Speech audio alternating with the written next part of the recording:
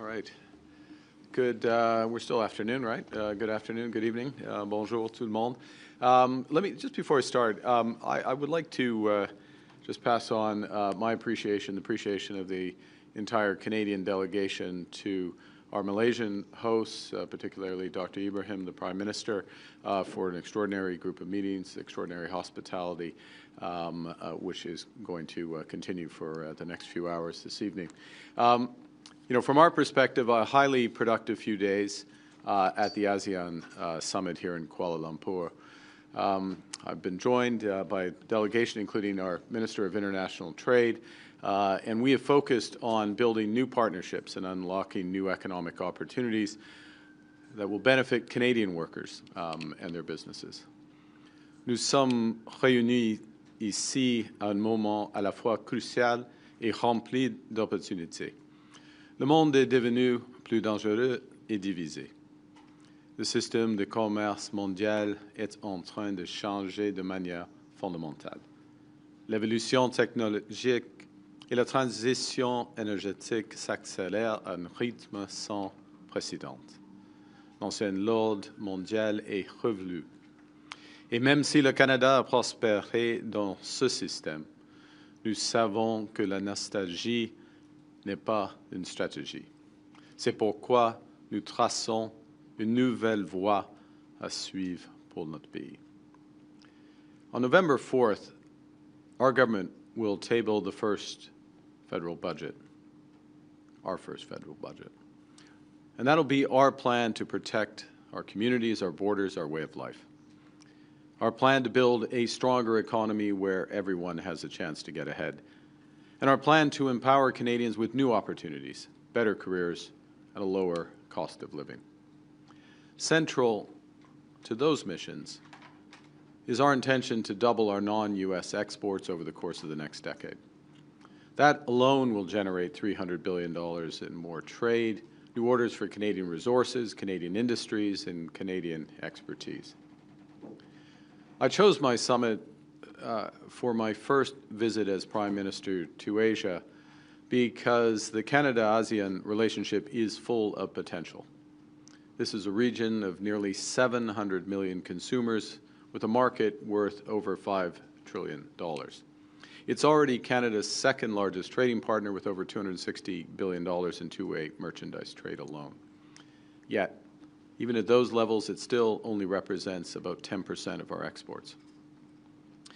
To build those exports, to double our non-U.S. exports, our government is working to strike a series of new trade deals, including here in the Indo-Pacific. In the past few months, we've signed new agreements with the United Arab Emirates in artificial intelligence, with the European Union in defense and broader trade, with Germany in critical minerals, with Mexico in agri-food. We signed a free trade deal with Ecuador that reduces or eliminates tariffs on the majority of Canadian exports. And last month, in Ottawa, we concluded a historic free trade agreement with Indonesia, Canada's first bilateral free trade agreement with an ASEAN nation.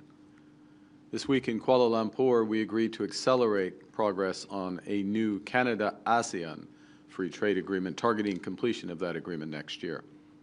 Yesterday, I met with the Prime Ministers of Laos and Vietnam, as well as the President of the Philippines, to move those talks forward.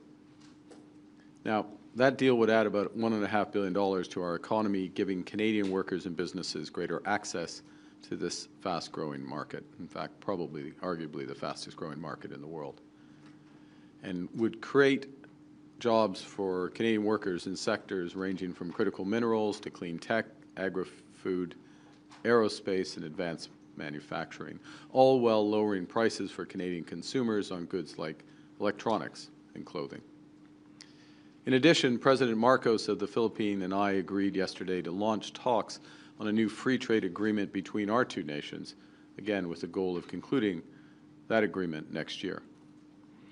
This week, we also made significant progress on energy. Today, Canada and Malaysia signed a letter of intent to deepen investment in liquefied natural gas, in oil, nuclear power, and renewables. I met with the CEO and the senior management of Petronas, one of the world's largest energy companies and already a major investor in LNG in Canada, LNG Canada Phase 1, LNG facility in Kitimat, British Columbia. Now, phase 2 of this project will double production, making the project as a whole the second largest LNG facility in the world, creating tens of thousands of new high-paying Canadian careers. That project, phase 2, has been referred to our new major projects office because we want it built, and we want it built faster to the benefit of Canadians, including Indigenous partners in the project. Together with Petronas, we are exploring other new opportunities to expand our partnership and strengthen Canada's role as a reliable energy supplier. By the end of this decade, 2030, Canada can produce nearly 50 million tons of LNG each year, enough to supply Singapore, where I'm going tomorrow, 5 times over. We can double that production again by 2040. Nous collaborons également dans le domaine du captage du carbone et en mettant nos ressources au service de la transition de l'ANAS vers une économie plus résiliente et à faible émission, en plaçant l'innovation canadienne au service des infrastructures énergétiques de l'ANAS. Comme son nouveau réseau électrique, nous ouvrons la voie à des milliards de dollars de nouvelles possibilités pour les entreprises et les travailleurs canadiens. Et nous aidons aussi nos partenaires de l'ANAS à atteindre leurs objectifs en matière de connectivité. Canada's also unlocking new opportunities in technology. Canada's BlackBerry offers its Cybersecurity Center of Excellence here in Malaysia.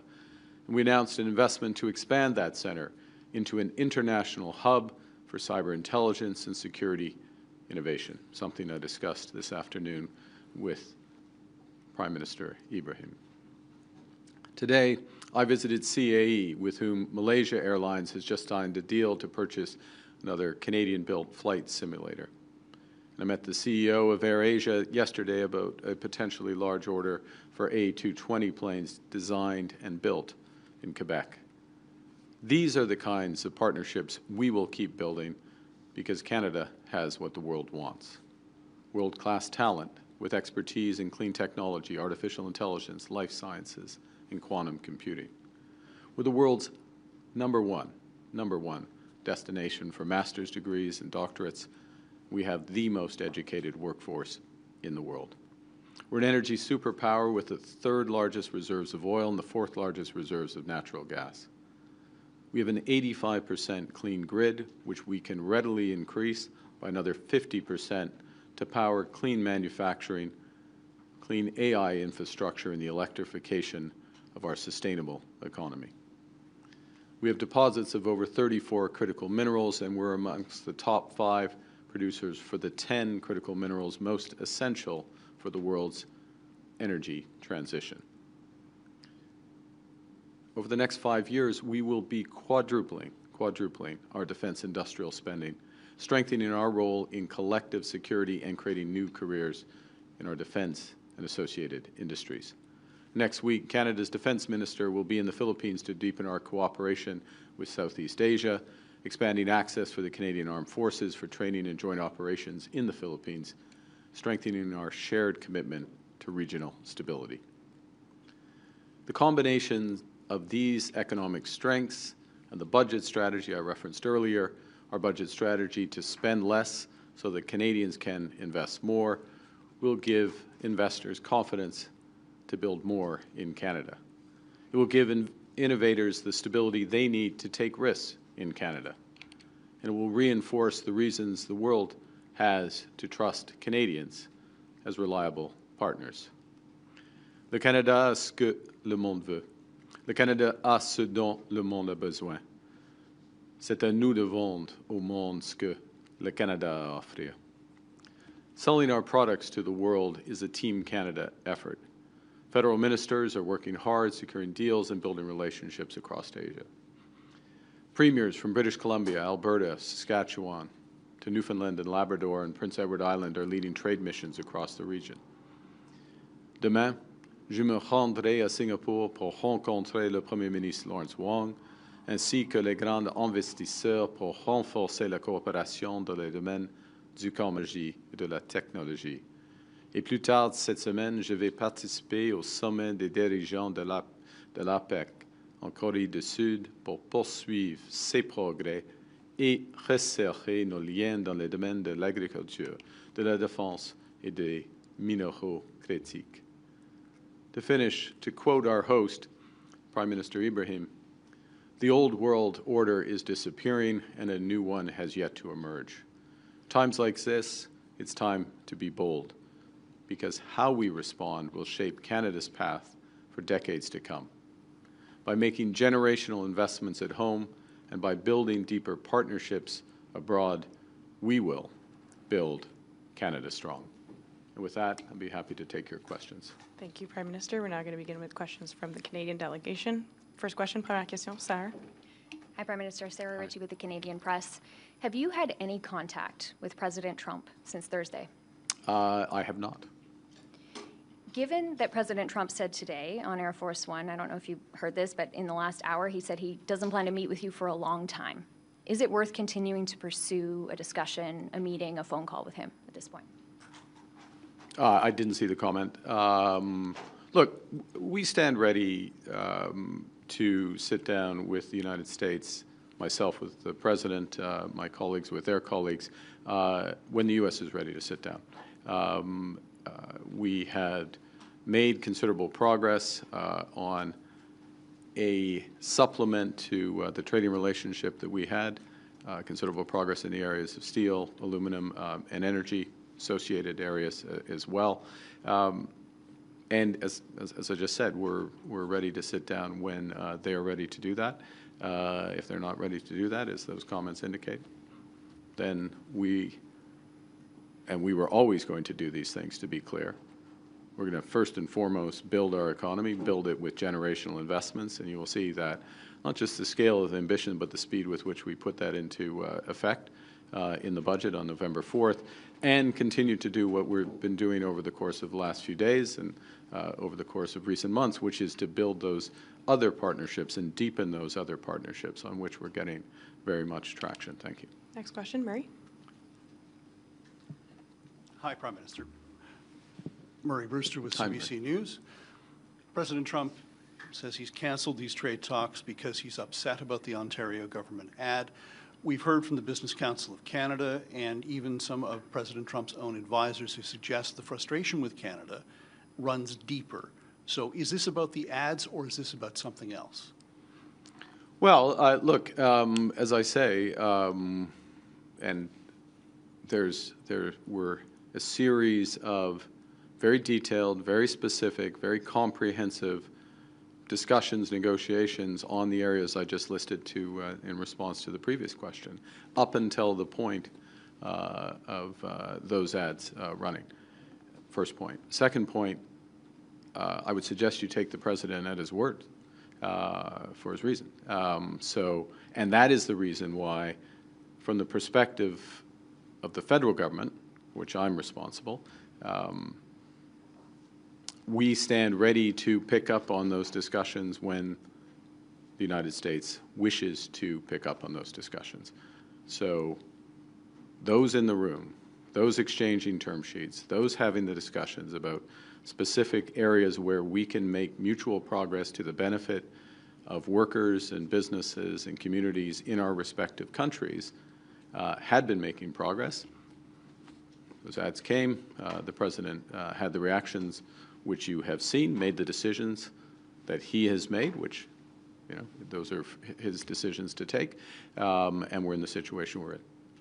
Follow-up? As a follow-up, Prime Minister, given everything that we've seen, do you really think the United States is interested in making a trade deal with Canada?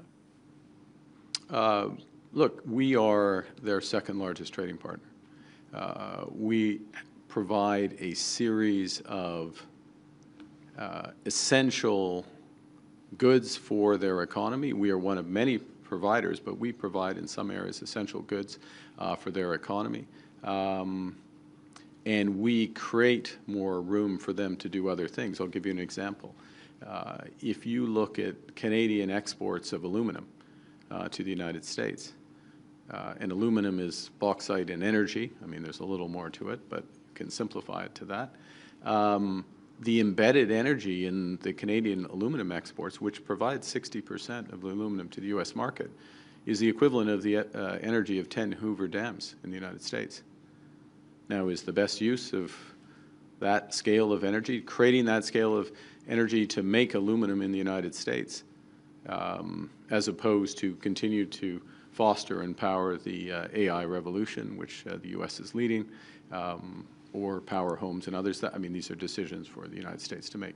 Point being, as a supplier to the United States, and I gave aluminum as one, I could give many examples, we are an important supplier in many areas. As well, we are a large customer. You know, for over 30 states, Canada is the largest customer, export customer for those states in the United States. So there is a very strong, deep trading relationship. And there is an alignment of interests in many areas, and that's the reason why we have elements of the arrangements that we have today with a large degree of low tariff trade and the benefits from that. So, you know, we're ready to have those discussions to further improve them, and we'll have them when it's appropriate. But we're not resting because we can build, you know, the return on building at home is far greater than the hit from trade turbulence with the United States. And the opportunities internationally are considerable. And candidly, Canada has not focused on the relationships to the same extent as we should have in any trading environment with the United States, let alone a situation where they're changing their trade policy. And that's what we're doing now. Next question. Prochaine question. Judy Trin with CTV News. Donald Trump says he doesn't want to see you at all at APEC. Wow. Has the Canadian government given any consideration to the possibility that he doesn't want to negotiate, and do you have a contingency plan for that? We have lots of, yes. The short answer is yes. To your follow-up, no, I'm not about to detail those contingency plans. But I will go to the big, obvious plan that is there in plain sight and will be further detailed in the budget on November 4th. And we have been saying this for months. I said this before I was elected. Emphasize the importance of us giving ourselves far more than any foreign government could take away, whatever the trading environment. And that's to build at home and to build strong at home. And we intend to unleash hundreds and hundreds of billions of dollars of investment right here at home. Well, not right here, but metaphorically there at home in Canada, while we're building these partnerships. Less than a month ago, you were at the White House. You seemed very cordial, friendly with President Trump. The two of you were joking. You said you were going to walk away with a good deal. He said that we would be very happy. Is the U.S. toying with Canada, and how did your relationship with Donald Trump go south so fast? It's a question for him. Next question. Yasmine. Yasmine Mehdi avec Radio-Canada. On Merci. avait l'impression dans les dernières semaines que les négociations avec les États-Unis avançaient plutôt bien. Oui. Qu'est-ce qui s'est passé? Est-ce que c'est la publicité ou est-ce qu'il y avait autre chose du côté américain? Tout d'abord, je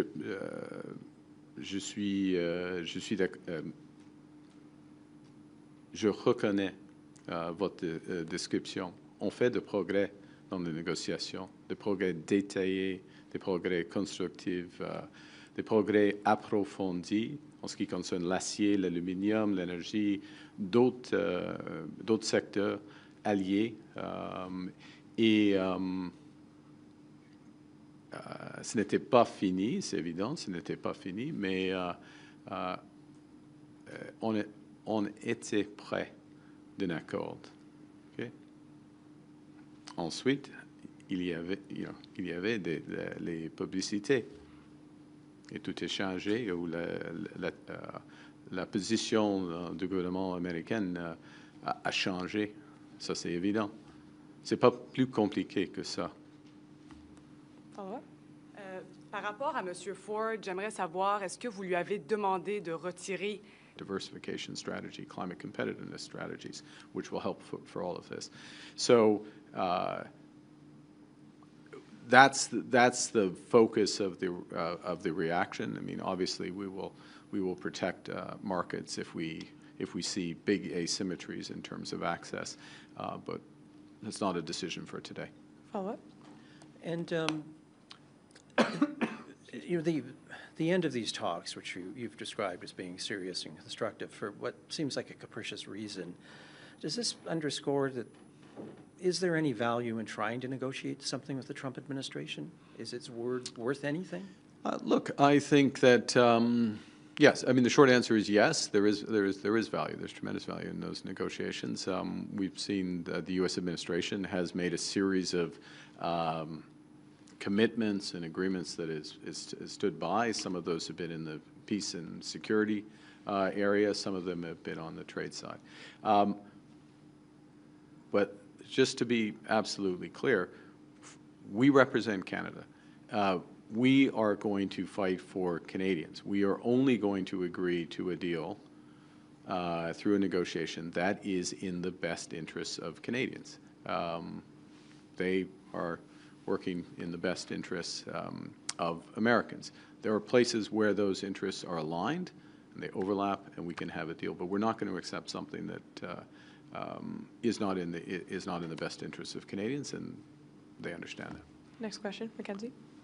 Okay, Mackenzie, you can ask your en anglais. Mackenzie Gray with Global News. I'd like to follow up on Sarah's earlier question. I know you said you haven't spoken to the president, but you've been known to text with him. Have you reached out to him personally at all since Look, the president knows that I'm available to speak to the president, as I always would be, as you would expect. I mean, as president of the United States, so of course, make myself available. I make myself available for other world leaders as they wish to. We will both be in APEC. Canada's a member of APEC. I mean, we're going to be there, very much so. Follow-up? So you haven't reached out to the president at all? The president and I have not spoken since he took this decision. And you want to chat with him at APEC? We are ready to have discussions when the Americans wish to have those discussions. But we're not, obviously, we don't dictate the timing of that. And last question, dernière question, Steve Chase. Steve Chase, Globe and Mail. I wanted to ask you about where the relationship with China could go. And your predecessor fenced off significant portions of the Canadian economy from Chinese investment, critical minerals, anything related to national security, academic collaboration, the list goes on and on. So my question for you is, are you willing to revisit or consider lowering some of those restrictions so that more Chinese investment could flow into Canada? Well, it's the start of a broader discussion. There were greater restrictions that were in place given other issues in the relationship, first point.